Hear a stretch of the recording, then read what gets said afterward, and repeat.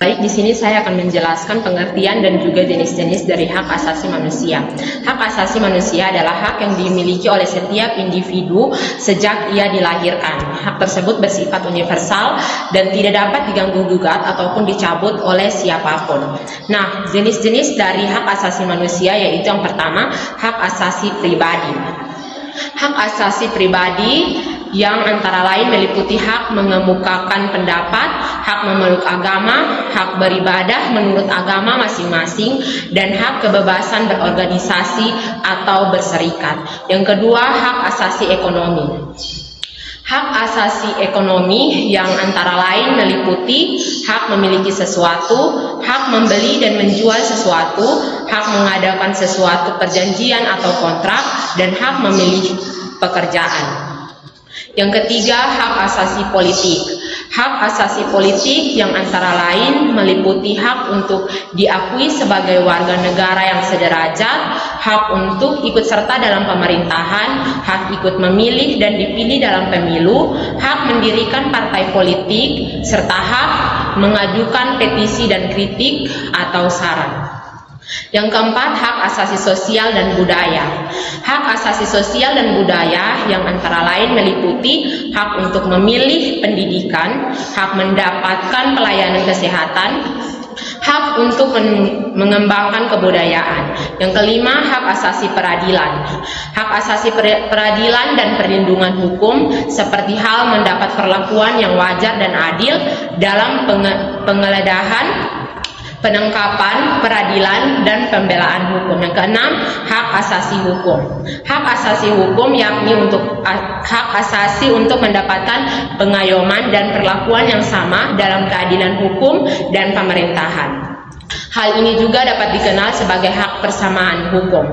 Contoh hak asasi hukum adalah hak untuk menjadi pegawai negeri sipil atau PNS, hak dalam mendapatkan dan memiliki pembelaan hukum. Baik, di sini saya akan menjelaskan tentang sejarah perkembangan HAM di Indonesia. Hak asasi manusia atau HAM adalah konsep hukum yang menyatakan bahwa manusia memiliki hak yang melekat pada dirinya sendiri dan tidak bisa dilepas oleh siapapun. Pada prinsipnya, hak asasi manusia tidak bisa dicabut, tidak dapat dibagi, saling berhubungan, dan saling bergantung. Apabila ditelusuri, sejarah lahirnya hak asasi manusia di dunia bermula sejak periode sebelum Masehi. Sedangkan di Indonesia sendiri, sejarah perkembangan HAM dapat dirasakan sejak sebelum kemerdekaan. Berikut ini sejarah perkembangan HAM di Indonesia. Penegakan HAM yang dilakukan Munir sebelum kemerdekaan. Perkembangan HAM di Indonesia pada periode sebelum kemerdekaan ditandai dengan kemunculan organisasi-organisasi pergerakan nasional sebagai berikut. Budi Utomo pada tahun 1908. Terbentuk organisasi bernama Budi Utomo yang menjadi salah satu wujud nyata adanya kebebasan berpikir dan berpendapat di depan umum. Lahirnya organisasi Budi Utomo ini memicu masyarakat memiliki pemikiran tentang hak untuk ikut serta secara langsung ke dalam pemerintahan. Perhimpunan Indonesia selain Budi Utomo, organisasi lain yang juga terbentuk pada tahun 1908 adalah Perhimpunan Indonesia. Perhimpunan Indonesia memimpin suara para mahasiswa yang ada di Belanda yang melahirkan konsep HAM guna memperjuangkan hak negara Indonesia untuk menentukan nasibnya sendiri. Perhimpunan Indonesia, organisasi pertama yang pakai istilah Organisasi Indonesia Serikat Islam, selanjutnya adalah Organisasi Serikat Islam atau disingkat SI, yang bertujuan untuk mengusahakan penghidupan yang layak dan terbebas dari penindasan, diskriminasi, dan kolonialisme. Akar dari SI adalah prinsip-prinsip HAM yang sesuai dengan ajaran Islam. Partai Komunis Indonesia, organisasi lain yang juga ikut memperjuangkan HAM adalah Partai Komunis Indonesia atau PKI. PKI memiliki landasan untuk memperjuangkan hak yang bersifat sosial. Partai Nasional Indonesia memperjuangkan hak untuk mendapatkan kemerdekaan dari penjajah. Dengan lahirnya berbagai organisasi yang bersuara tentang hak asasi manusia, Muncul pula beberapa perdebatan. Salah satunya adalah pendapat dari Supomo yang mengatakan bahwa rakyat Indonesia sudah bersatu dengan negaranya sehingga tidak perlu lagi melindungi mereka dari negaranya. Setelah kemerdekaan, hal yang masih diperdebatkan adalah tentang hak untuk merdeka, hak berorganisasi dalam politik, dan hak berpendapat di parlemen. Oleh sebab itu, Indonesia menjamin hak para rakyatnya untuk berserikat, berkumpul, dan menyampaikan pendapat yang tercantum dalam Undang-Undang Dasar 1945 Pasal 28. Orde Lama pada periode ini, sistem politik Indonesia dipengaruhi oleh sistem liberalisme dan parlementer, sehingga perkembangan HAM juga ikut terpengaruh. Beberapa pencapaian perjuangan HAM pada masa ini yaitu partai politik semakin banyak bermunculan meskipun tumbuh dengan ideologinya.